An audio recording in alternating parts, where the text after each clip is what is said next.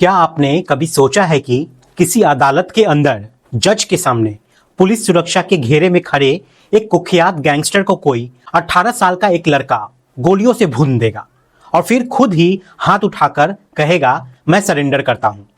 यह किसी फिल्म की कहानी नहीं है, बल्कि उत्तर प्रदेश के सबसे चर्चित हत्याकांडों में से एक बरकली सामूहिक हत्याकांड से जुड़े एक ऐसा सच है जिसने पूरे प्रदेश को हिलाकर रख दिया था। उत्तर प्रदेश के मुजफ्फरनगर जिले के एक अदालत में एक मामले की सुनवाई होने वाली थी। यह मामला मुजफ्फरनगर के बहुचर्चित बरकली सामूहिक हत्याकांड का था। इस मामले में वादी बृजवीर सिंह की गवाही होनी थी और उन्हें अदालत में बुलाया गया था। जैसे ही वो अदालत में अपनी गवाही दे रहे थे और सामने जज साहब बैठे हुए थे, तभी फिल्मी अंदाज में एक कुख्यात गैंगस्टर की एंट्री होती है जिसका नाम था विक्रांत त्यागी उर्फ बिक्की त्यागी। बिक्की त्यागी के चारों तरफ 5-6 पुलिसकर्मी मौजूद थे। सभी के पास आधुनिक हथियार थे। सुरक्षा का स्तर ऐसा था मानो किसी बड़े नेता को अदालत में लाया गया हो। जैसे ही बिक्की त्यागी अदालत के अंदर दाखिल होते हैं, वहां मौजूद हर व्यक्ति की नजर उसके ऊपर टिक जाती है। इसी दौरान गवाह अपनी गवाही देने की तैयारी कर रहा था। वहीं पर एक लड़का भी मौजूद था जिसकी उम्र करीब 18 साल के आसपास थी। उसका नाम सागर था। उसने कोट पैंट पहन रखे थे, सिर पर पगड़ी बांध रखी थी और आंखों पर काला चश्मा लगा हुआ था। उसके हाथों में कुछ फाइलें भी थी।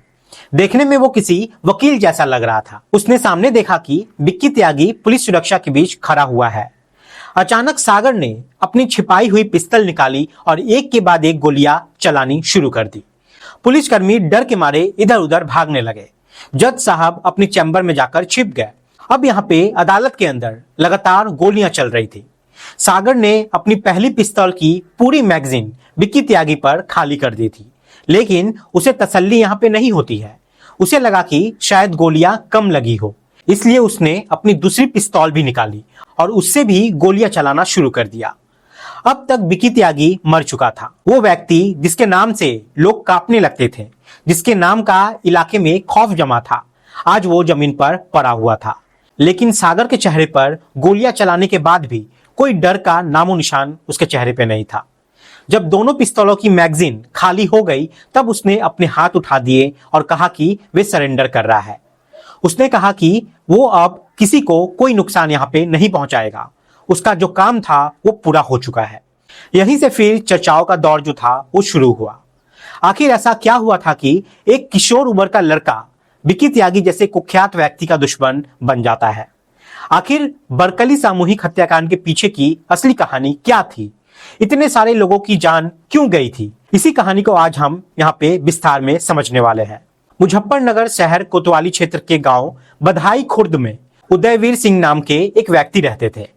वे गन्ना समिति के पूर्व चेयरमैन भी रह चुके थे। 11 जुलाई 2011 की सुबह वे हमेशा की तरह उठे और अपने परिवार के लोगों से बोले कि आज उनकी कोर्ट में तारीख है, इसलिए उन्हें मुजफ्फरनगर जाना है।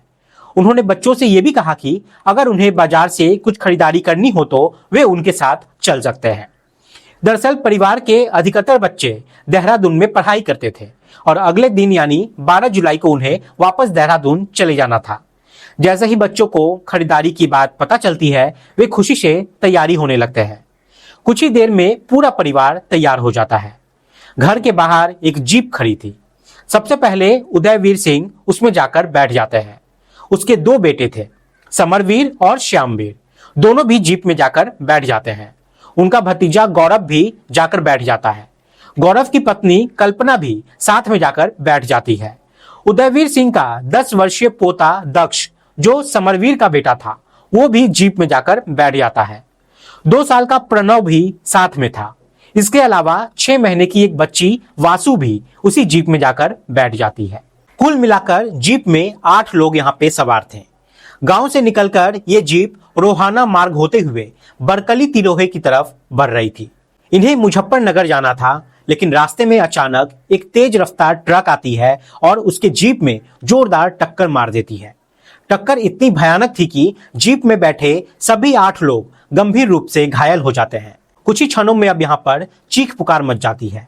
स्थानीय लोग मदद के लिए दौड़ पड़ते हैं।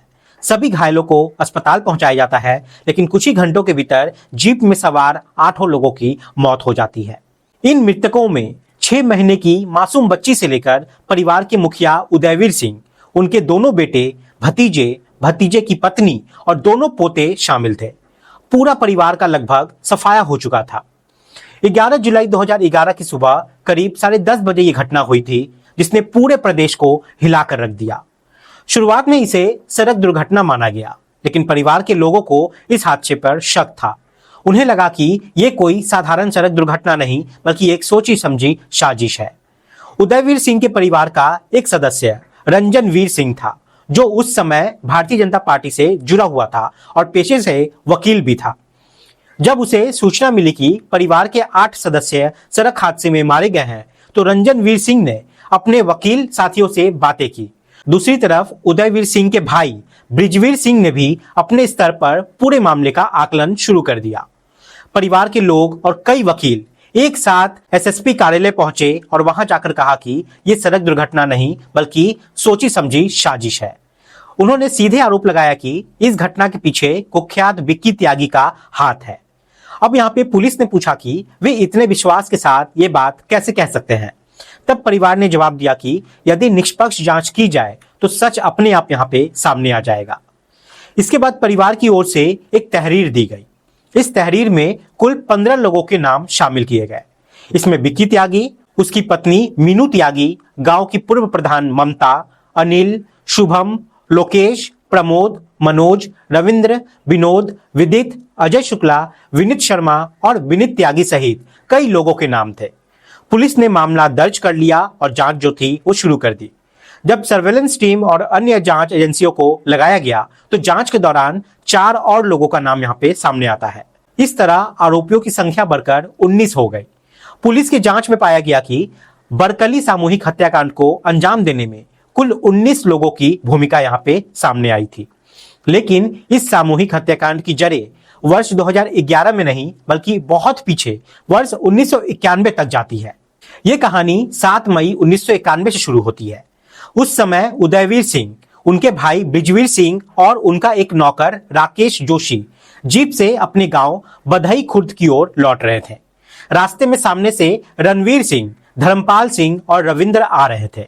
उदयवीर सिंह का नौकर राकेश जोशी थोड़ा शरारती और विवादित स्वभाव का व्यक्ति बताया जाता था।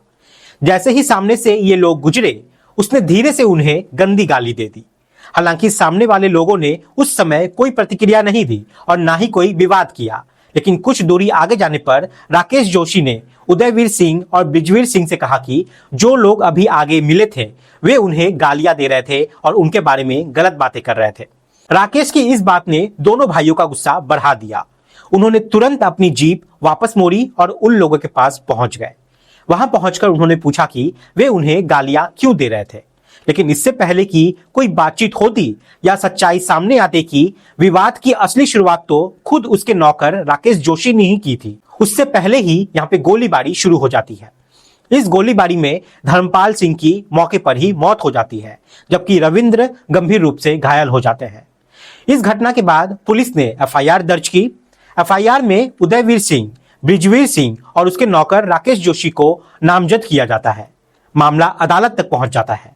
पुलिस ने अब यहाँ पे अपनी जांच की और कानूनी प्रक्रिया आगे बढ़ाती रही। राकेश जोशी के बारे में बताया जाता है कि वे बाद में फरार हो जाता है। मीडिया रिपोर्ट्स और उपलब्ध जानकारियों के अनुसार आज तक उसका कोई स्पष्ट पता नहीं चल पाया है। वो कहाँ गया, उसके साथ आगे क्या हुआ, ये कोई नहीं जानता है। पुलिस ने उसे तलाशने की कई कोशिशें की, लेकिन वे हाथ नहीं लग पाया। समय आगे बढ़ता गया और फिर वर्ष 2005 आया। इस वर्ष चरथावल ब्लॉक प्रमुख का चुनाव होना था। चुनावी मैदान में एक तरफ उदयवीर सिंह थे, जबकि दूसरी तरफ विक्की त्यागी था। उस समय तक विक्की त्यागी का नाम आज जितना बड़ा नहीं हुआ करता था। वे इतना चर्चित गैंगस्टर भी नहीं बना था, लेकिन राजनीति में उसकी महत्वाकांक्षा काफी मजबूत थी। चुनाव हुआ और विक्की त्यागी जीत गया। दूसरी ओर उदयवीर सिंह चुनाव जो थे वे हार जाते हैं और यहीं से दोनों पक्षों के बीच राजनीतिक प्रतिस्पर्धा और भी ज्यादा गहरी हो जाती है। इसी दौरान उदयवीर सिंह का एक करीबी मित्र था जिसका नाम सतीश त्यागी था।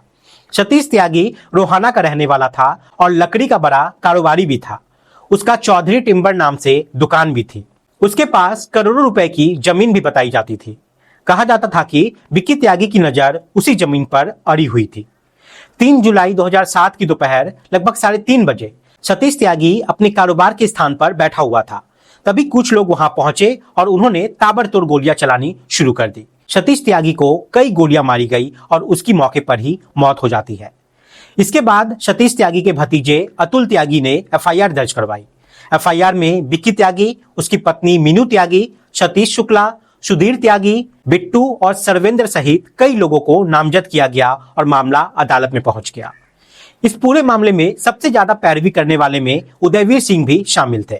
उन्होंने अपने मित्र सतीश त्यागी को न्याय दिलाने के लिए लगातार कानूनी लड़ाई लड़ी, लेकिन शायद उन्हें अंदाजा नहीं था कि पुरानी दुश्मनी और नई राजनीतिक रंजिशें मिलकर आगे और भी खतरनाक रूप लेने वाली है। 1991 में धर्मपाल सिंह की हत्या हुई थी। धर्मपाल का बेटा मुकेश अपने पिता की हत्या का बदला लेना चाहता था। स्थानीय जानकारों के अनुसार समय के साथ मुकेश को कहीं ना कहीं विक्की त्यागी का समर्थन मिलने लगा था। हालांकि इस संबंध में अलग अलग तरीके की बातें कही जाती है। फिर 17 मार्च 2010 की तारीख आई। एक बार फिर दोनों पक्ष आमने सामने आ गए।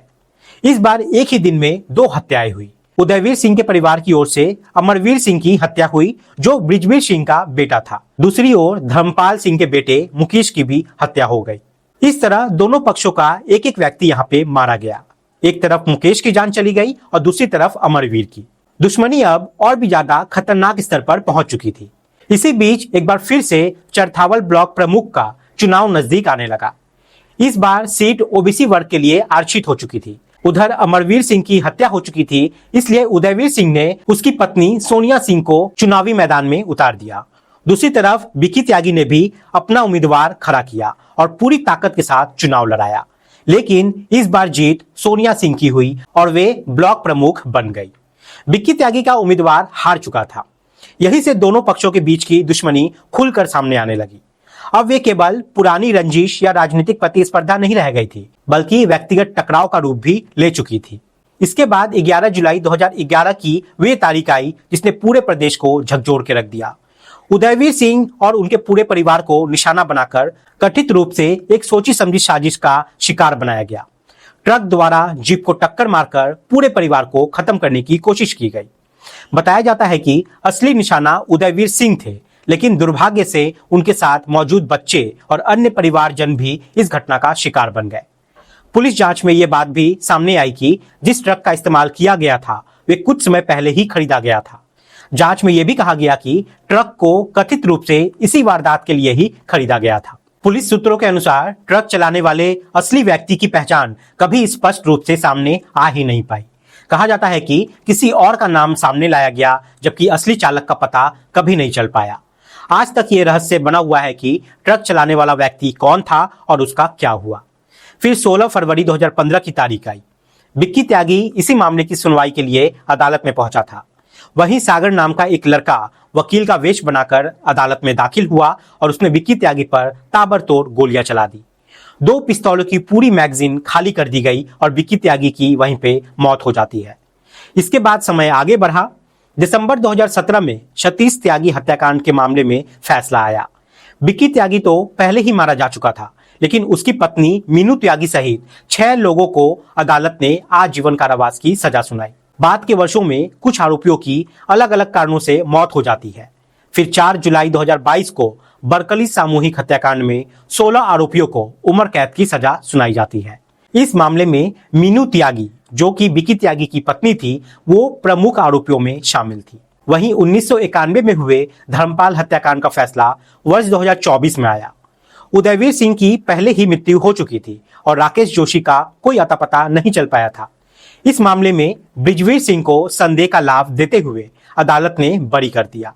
ये पूरी कहानी बताती है कि वर्ष 1991 में शुरू हुई दुश्मनी कैसे धीरे धीरे कई हत्याओं, राजनीतिक टकराव और सामूहिक नरसंहार तक पहुंच गई। इस संघर्ष में केवल एक परिवार नहीं, बल्कि कई परिवार बर्बादी के कगार पे पहुंच गए। कहा जाता है कि झगड़ों की जड़ अक्सर जमीन, वर्चस्व और पुरानी रंजिशें होती थी।